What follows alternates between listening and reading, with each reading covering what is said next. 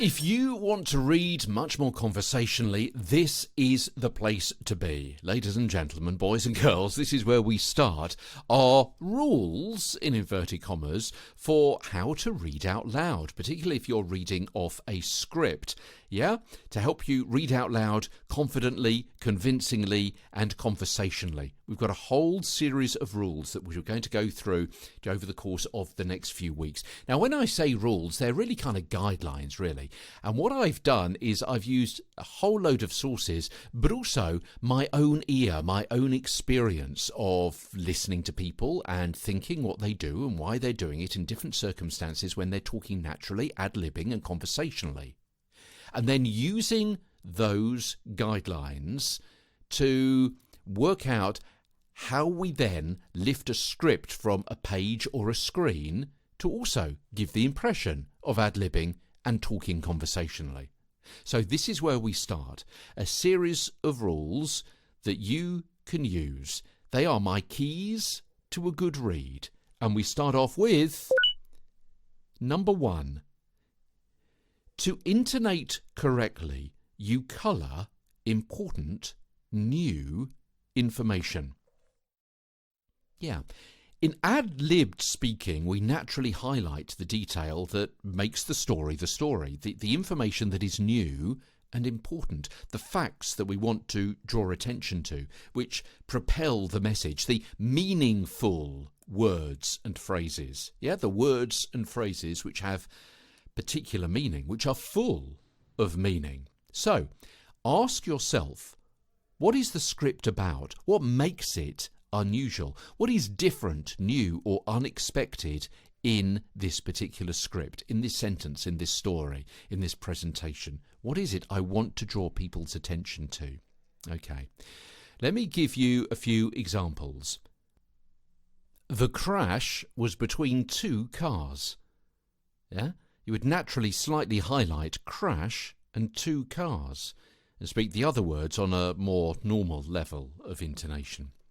Level 2, as we spoke about a few weeks ago. Mary had a little lamb.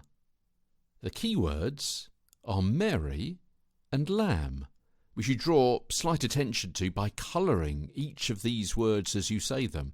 Hadda, grouting words that hold the phrase together. There's no need to highlight little. All lambs are little.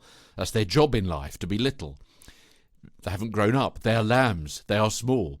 And so that adjective is of no significance, and so it doesn't need to be coloured. Mary had a little lamb. Yeah? New information usually includes people's names, their position or title, and geographical places. Let's give you another example. The President is in France tonight, meeting with leaders of that country ahead of the big G8 meeting in Paris tomorrow. Yeah? President, France, Paris. You'll have noticed a few other words that I coloured, or lifted, or highlighted, whichever word you want to use, and we'll come to the reasons behind that over the course of the next few days. Now, usually as a commercial voiceover or a newsreader, apart from perhaps when you are directly quoting someone else, you're staying in character. That is, you're speaking as you. When you're reading an ebook as a voice actor, you may be various characters, or maybe you're the narrator telling the listener about the thoughts of one of those other characters. And in that situation, the information is new to the person being portrayed. So it could be the speaker, or indeed it could be the hearer, depending on whose perspective you're actually speaking from. Not you as the reader or narrator. The information's not new to you as the reader or narrator necessarily. So let's take a look at this example. With one more twist of the skeleton key, the lock clicked and the cabinet door creaked open. Nervously, Robert opened the door wider and looked inside. He knew there had to be something of value inside, but not exactly what it was. A minute later, he was striding into the drawing room with the Chinese-looking vase carefully cradled in both hands. They'll be furious, it's just a vase, he thought to himself, and he wasn't wrong. A vase! Cried Ranjit in surprise. Is that it? Alice said nothing. She had known for some time that the vase was in there. So here we've got every reference to the vase coloured, lifted in some way.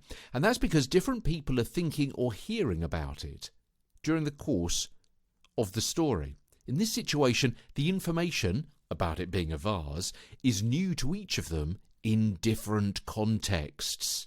Yeah?